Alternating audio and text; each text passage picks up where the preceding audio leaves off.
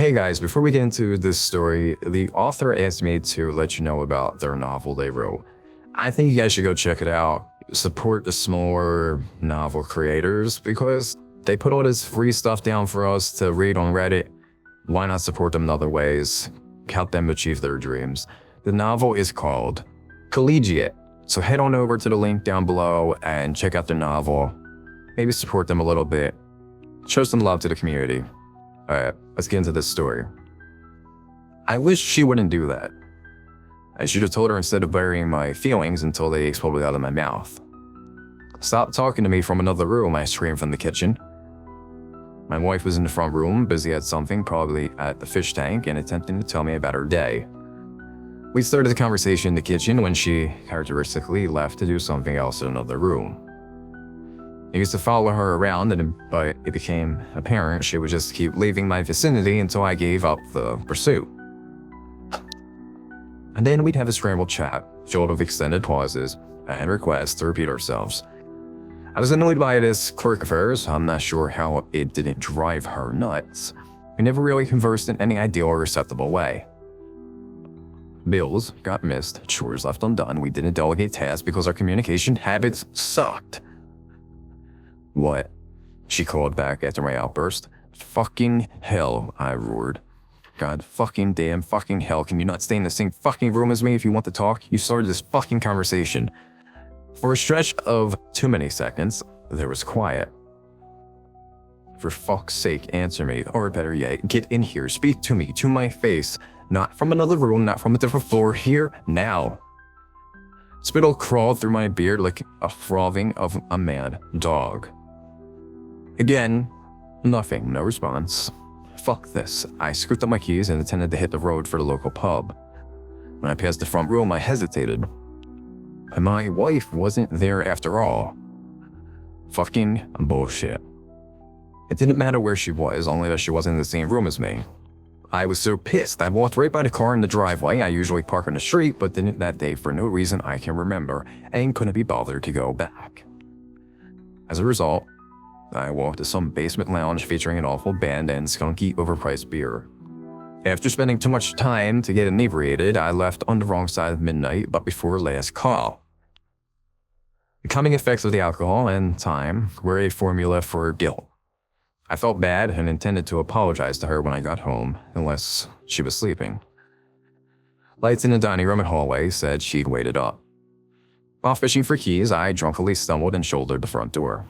It drifted open because it hadn't been fully closed. Dear, I called. Everything okay? Sure is, she chimed from the kitchen. The adjacent living room issued the noise of some reality TV show. Why? What's up? A girlish giggle bubbled after the questions. I sighed, already beginning to feel irked. With my shoes still on, I clomped down the hall and into the kitchen. You left the front. The lights were off, and so was the TV. She wasn't there. Dear. I thought she might be hiding behind the couch. Maybe she'd felt like drinking too and believed a light-hearted revenge prank was in order. I probably deserved it, but definitely didn't enjoy the prospect. I went to the couch, and in the only hiding spot available, there was nothing. The only other place she could have gone would be the back deck, and I would have heard the sliding door open and close. Even drunk, however, I saw a lock had been toggled shut, a feature that only worked from inside the house. Dear, I tried again. I figured something, maybe I'd simply been mistaken about the TV and her location. Yeah, what's up? This time her voice and queries seemed to come from the front room. However unlikely, she must have crossed the doorway of the hallway and gone through the dining area without my noticing. Again, too much alcohol explained the inconsistency. Dear, I'm not in the front room either. But something had changed. Evidence of her passing, the light had been switched off. Are you running away from me? I understand, I just want… Dear, she called from upstairs.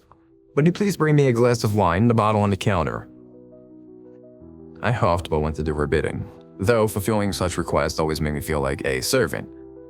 A bottle of cheap Merlot, the kind we drank when we were young and broke, waited accusingly by the microwave.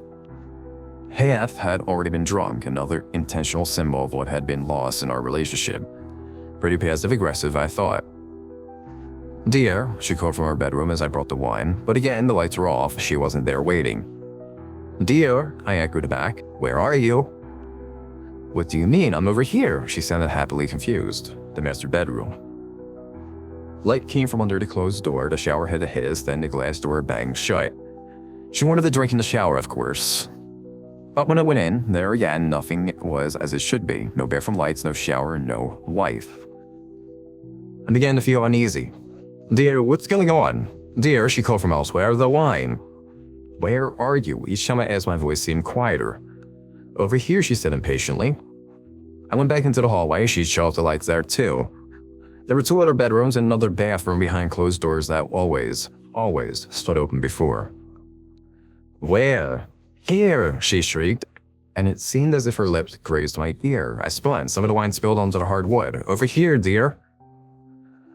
The second bathroom, my hands trembled as I reached for the handle. Light slid from under the door. Another faucet came on. She had no reason to use that tub. We never used it. It was dirty from neglect. Praying to a god I never believed in didn't help. The bathtub wasn't running. The lights were off. No one inside. What the hell is going on? I bellowed before shivering and flinching when she called again. "Dear," her voice became patient again, and seemed to be downstairs. As she somehow slipped behind my back, the lights had to be a trick, the shower and the tub too, it could only be revenge, nothing else made sense. "Stop running," I shouted. "I'm trying to bring you your wine. The wine you asked me to bring." I tried to laugh, but the sound died in my throat as lights on the front hall stretched lazily up the stairs and into the dark hallway where I could hardly dare to move. "Dear," she shouted, again close. "Dear," again far, possibly the basement or garage. "Dear," once more, like the final breath of the dead. My nerves snapped. I wobbled forward to the top of the stairs. I had to get out of here. I had wandered into the wrong house, a nightmare. Down, down, down the steps in the shadows instead of the light promised a moment ago. Hands stiff and useless, I tried the door. The deadbolt had been thrown by me. I always locked up everything at night. It stuck a little sometimes. Pulling on the handle and turning the switch required 2 hands. Remarkably, I hadn't dropped the wine in my panic state. Placing the glass on the nearby end table, I ignored another call from her. "Dear, where are you trying to go?" "I'm not out there. No one is out there." Her words overlapped one another. No human being talks like that. I cannot be my wife. I opened the front door to be confronted by an unusually dense fog, full of swirling tendrils reaching forward, coming for me like clawed fingers. All of my short, rapid breaths inhaled the fumes and smothered my airways. I fell to my knees. My vision began to fade, but not before I saw the legions of tortured visages in the gloom. All seemed to beg for relief until they realized I could do nothing. Their collective anger erupted into a cursed howl, or maybe they were warning me. I fell backward into the house before the first foggy finger could reach the threshold. Then I kicked the door shut and fought unconsciousness until I could cough up whatever plague now lives in the new eternal night outside my home. I could breathe. That's all that mattered until... "Dear, what's up?" Cheerful. Too cheerful. I practically whispered back. Nothing, dear." I picked up the wine and have been trying to bring it over to her ever since. It's an endless journey through my house. She does not let me stop. If I tried, it calls from sharper, louder, and promises harm and death. The wine. I'll have your skin." I write on my phone while on the move. I cannot get out. I'm going to die soon, I'm sure. This message is both a plea and a warning. Help me if you can. Help my wife. I don't know what she has become. Or be kind to your significant other. You'll miss those pet peeves when they're gone. They are part of the person you love. I should have been patient. I shouldn't have been given up following her. I shouldn't have yelled. I miss my wife. I'm afraid I won't see her again. I'm afraid I will.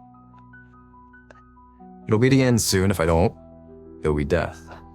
I know, if she lets me find her, if I see the horror I have made.